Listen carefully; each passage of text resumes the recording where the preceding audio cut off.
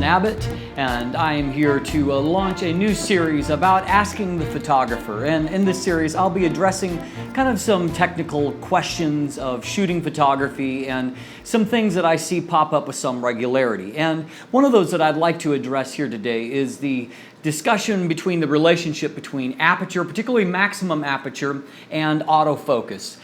Some people have some questions that apply to this, including, for example, with the new Canon 80D body. They want to know what it means if it can autofocus at f8. And then, of course, there's other people that have been perhaps even told by either an uninformed or perhaps not scrupulous salesman in a photography store that lenses from Tamron or Sigma that have a maximum aperture on the long end of f6.3 that they won't autofocus on their camera body. For example, the very popular Tamron 150 to 600 millimeter VC model, or Sigma has a contemporary and sport model that covers those same focal lengths, or very popular super zoom cameras like an 18 to 270 or a 16 to 300. And so sometimes people wonder, is that lens going to be able to autofocus? Let's see if we can jump in and understand what aperture means when it comes to autofocusing. First of all, it's clear that your camera needs some light to autofocus. And most cameras, there are a few models, and one of the things that Canon has been touting recently with models like the 60 or the new 80D is a very highly sensitive center point that can focus down to a -3 EV. What that means is that in very dim lighting conditions, that very sensitive center point, it can still autofocus. It needs very little light to autofocus, about the equivalent of moonlight. But those are kind of the extreme cases. And in many examples, for example, the previous generation Canon 70D, its center point was only sensitive down to 1/2 stop, -0.5 exposure value. And so that means it needed a lot more light to focus. But all cameras, they need light of some kind, which is why in some cases your camera will use an assist beam that will put out a little orange beam of light to help it autofocus, or sometimes if you have an actual flash unit on there, it will model a little bit, or use infrared in some way to help you to accurately focus even in dimmer lighting conditions. But all autofocus systems need some light to autofocus. As a result, most camera bodies have a maximum, they can autofocus down to a maximum of f5.6. Now this is confusing because, for example, this macro lens here, this is Canon's 100 millimeter f2.8 LIS macro USM, and it has a maximum aperture of f2.8, but of course you can stop down that aperture all the way down to f32. And so people say, well, of course I have a lens like that and it still autofocuses at f11 or f16 and so on and so forth. And so they don't get what it means when a camera can only autofocus at a maximum aperture of f5.6. But let's take a look inside. And as we look at this lens autofocusing, even if it's stopped down all the way down to f32, which is the minimum aperture, and to where it's just a little tiny pinhole that's left, you'll see that when the camera actually autofocuses, it autofocuses with that aperture iris wide open. And it's only in that split second when the shutter actually drops that that aperture iris will close down almost instantaneously to the preset aperture, in this case f32.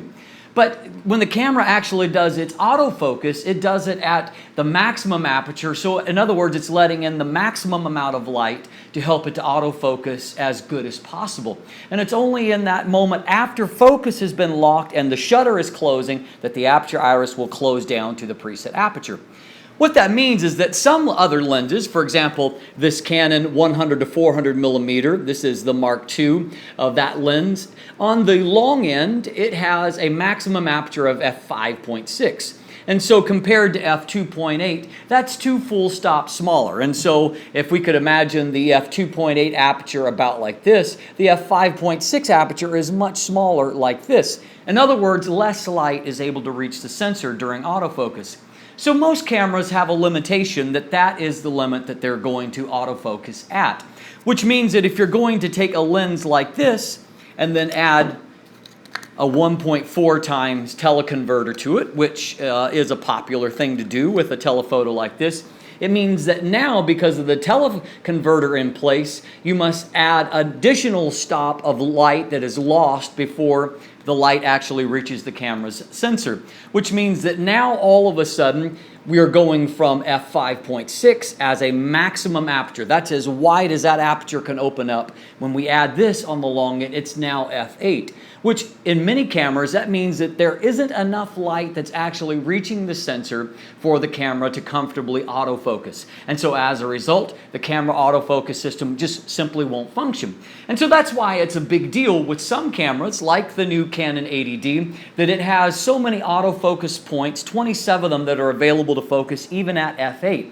It means that now you can use this combination and you can still accurately autofocus on the new camera body. And so understood in those terms, you understand that that's a big deal. So it's not about setting the aperture at f8. You're going to find that when you set up this combination on a Canon 80D or a 5D Mark III or a 1DX Mark II, that it's going to show that maximum aperture at f8. And no matter what you do, you can rotate that dial to try to open up that aperture wider. It's not going to do it because there's a limitation physically that f8 is the largest amount of light that's going to enter into that iris pupil and that light that's going to reach the sensor for autofocus. And so it requires increased sensitivity from the camera's sensor and autofocus system to be able to autofocus like that. Now, what about those Sigma and Tamron lenses? And that have a maximum aperture of f6.3, which is 1/3 of stop less light than f5.6.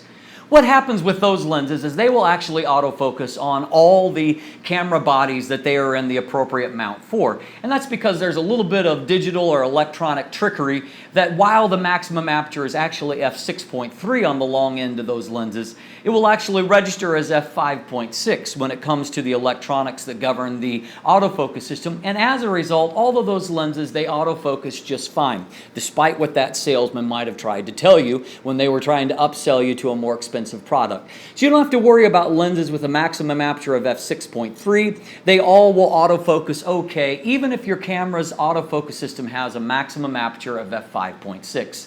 So just know that no matter what aperture value you set in your camera, whether it's f5.6, f8, f11, even down to f32, that when your autofocus system actually engages, it is going to open the aperture iris up as big as possible. And that's the reason why we pay more money, at least one of the reasons we pay big money for lenses that have a bigger maximum aperture. Because in many cases, it opens up some increased sensitivity and autofocus and allows the camera to autofocus even better, which is a big deal when you're dealing with those very tiny depths of field that come with large maximum apertures like that.